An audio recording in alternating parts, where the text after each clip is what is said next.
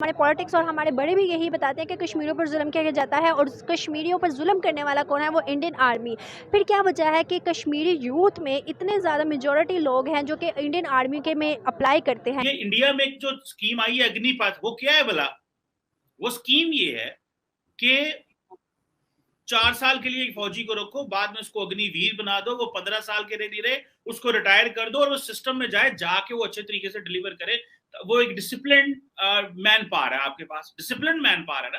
China को डराना होता है, चाइना को घेर के धमकाना होता है। वो लड़ने वाले लोग नहीं, वो फेसबुक पे फोटो लगाने वाले लोग हैं, वो लड़ने वड़ने वाले लोग नहीं है। इंडिया के लिए अमेरिका अपना ही बनाया हुआ कानून बदलता है, लेकिन तुर्की के लिए नहीं बदलता। सो अपने आप को उस मुकाम पे लेके जाना है जहां पे दुनिया में सीरियस ले।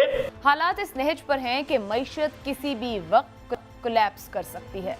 डॉलर के मुकाबले में रुपए की बेकदरी इंतहाओं को छू रही है। पाकिस्तान ने रवा माली साल में करीबन 41 अरब डॉलर की बैरूनी अदायगियां करनी हैं। कश्मीर से कोटा भेजा हज के लिए, इंडिया उनको जो पंडित वेलकम कर रहे हैं। अब हालत इतनी खराब होगी, उन्हें अब टैंकें निकालनी पड़ी। टैंकें निकालने का मतलब क्या है? टैंकें अगर याद हो आपको, चाइना ने पहले भी निकाली थी तिनानमेन स्क्वायर में। मैं देख रहा हूँ कि मेरे साथी, मेरे जैसे कई लोग जो है ना, वो इसी प्लान में हैं कि हम कोशिश करें कि चले मूव कर जाएं, क्योंकि अब आने वाला फ्यूचर नज़र नहीं आ रहा। नमस्कार दोस्तों, हमारी चैनल में आपका स्वागत है। आज के इस वीडियो में दोस्तों बात हो रही है भारत के कश्मीर की तरफ से आ रही है खबर के बारे में, जिसको सुनकर दोस्तों पाकिस्तान मीडिया को बहुत ही ज़्यादा तकलीफ पहुंची है।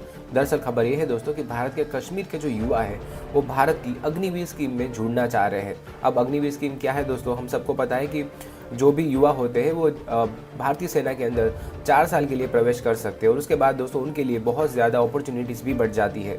यानी कि दोस्तों कश्मीर के युवाओं में भारत की सेना में जुड़ने का क्रेज़ अब बढ़ता जा रहा है। अब ये खबर सुनकर सीधी सी बात है कि पाकिस्तान मीडिया को तकलीफ तो होगी, क्योंकि वो हमेशा से यही दुनिया को बताने की कोशिश करते रहे हैं, प्रोपेगेंडा फैलाने की कोशिश करते रहते हैं कि भारत की सेना तो जुल्मी है, वहाँ के लोगों पर अत्याचार करती है। और अगर दोस्तों ऐसा कुछ होता तो कश्मीर के युवा क्यों भारतीय सेना में जुड़ना चाहते हैं? फिलहाल दोस्तों इसी खबर को लेकर पाकिस्तान मीडिया में क्या चर्चा हो रही है वो जानने के लिए शुरू करते हैं इस वीडियो का अगला भाग। हम सोशल मीडिया के थ्रू यही बात देखते हैं और हमारे पॉलिटिक्स और हमारे बड़े भी यही बताते हैं कि कश्मीरियों पर जुल्म किया जाता है और कश्मीरियों पर जुल्म करने वाला कौन है, वो इंडियन आर्मी।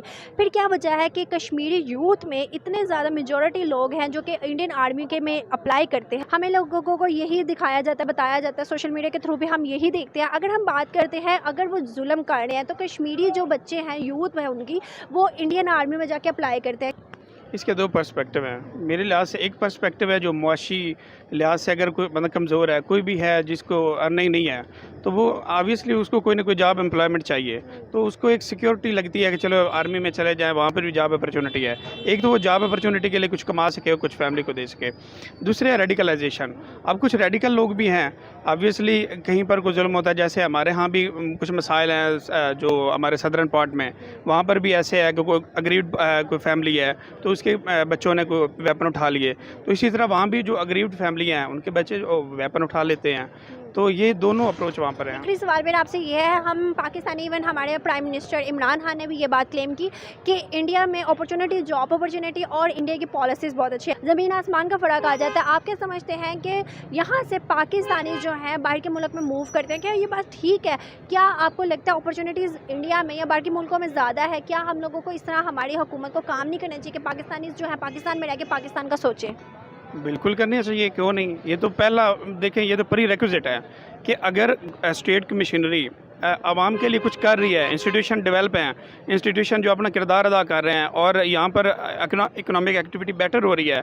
जैसे हमारे पास एक अपॉर्चुनिटी आई, हमारा जो CPEC का प्रोजेक्ट है, अगर CPEC को अच्छी तरीके से कामयाब करते और उसी तरह से हर जगह पर इंडस्ट्रियल स्टेट बनती और हमारे जो हैं जो जॉब अपॉर्चुनिटीज़ क्रिएट होती हैं बहुत ज़्यादा, तो हमें ब्रेन ड्रेन की ज़रूरत नहीं थी। अब ब्रेन ड्रेन इसीलिए होता है ना कि एक कोई भी, अब जैसे अभी महंगाई होगी यकदम, मैं देख रहा हूँ कि मेरे साथी, मेरे जैसे कई लोग जो है ना, वो इसी प्लान में हैं कि हम कोशिश करें कि चले मूव कर जाएं, क्योंकि अब आने वाला फ्यूचर नज़र नहीं आ रहा। पाकिस्तान को एक डायरेक्शन दें, क्योंकि इस वक्त अरसलान साहब हमें डायरेक्शन चाहिए। आज अमेरिका ने अपना कानून बदल लिया है इंडिया को सपोर्ट करने के लिए, जबकि अमेरिका ने टर्की के ऊपर सैंक्शन लगा दी, क्योंकि S-400 सिस्टम इंडिया भी लेता है और टर्की भी लेता है। इंडिया के लिए अमेरिका अपना ही बनाया हुआ कानून बदलता है, लेकिन तुर्की के लिए नहीं बदलता। सो अपने आप को उस मुकाम पे लेके जाना है जहां पे दुनिया में सीरियस ले मिडिल ईस्ट में देखें, इंडिया को अमेरिका मिडिल ईस्ट में उठा के एक बड़ा पार्टनर बना रहा है, और हम आज भी लड़ रहे हैं कि पावर किसके पास होनी चाहिए, एस्टेब्लिशमेंट का क्या काम है। हमारी दुनिया में बहुत कुछ हो रहा है। हम $1 अरब, $1.5 अरब पे आज भी तरले कर रहे हैं, तरस रहे हैं, और IMF तो आपको और बड़ी डिमांडें कर रही है। वो ये नहीं कह रही कि हमें बताएं कि आपने हमारे साथ किस तरह चलना है, वो तो कह रही है जो चीन को आपने पैसे देने हैं हमारे साथ, वो भी आपका पॉइंट आ गया। अब वही चाइना पूरी आबादी को बंद करा, इकोनॉमी को रोक रखा। चाइना का दिन ब दिन इकोनॉमिक आउटलुक और नीचे हो रहा है। अब 3.5-4 की बातें हो रही है। चाइना में आप जानते हैं कि 150 बिलियनर गायब है।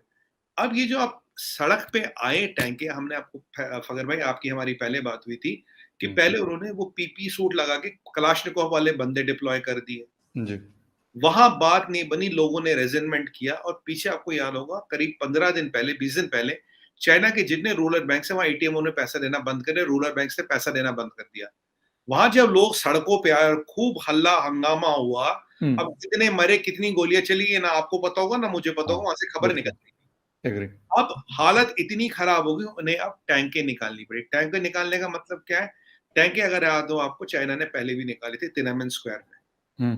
ये तिनानमेन स्क्वायर वाली ये घटना है, वो वाली धमकी जो है, वो वाला जो मतलब सिचुएशन है, उसको क्रिएट किया जा रहा है। तिनानमेन स्क्वायर में भी पहले टैंके निकाली थी, फिर उन्होंने अपने स्टूडेंट्स पे टैंके चला दी थी उनको क्रश करने के लिए। जब सारे प्रोविंसों में रूरल ATMs ने पैसा देना बंद कर दिया, बैंक्स कह रहे हैं हम पैसे दे नहीं सकते, तो तब ये लोग जब हजारों, देखिए आबादी तो बहुत है, अब हजारों लाखों लोग सड़क पे आएंगे तो बंदूक वाला तो कंट्रोल कर नहीं पाएगा, कितनी बंदूक, कितनी गोलियां चलाओगे आप। अब इन्होंने लोगों को डराने के लिए वो टैंके चला दी, क्योंकि ये मैसेज दे रहे हैं कि ये तोप तिनानमेन स्क्वायर में भी काम करके यहाँ भी काम कर सकती है। समझने की बात यह है, बंदूक के से हालत निकल के तोप पे हालत आ गई चाइना में।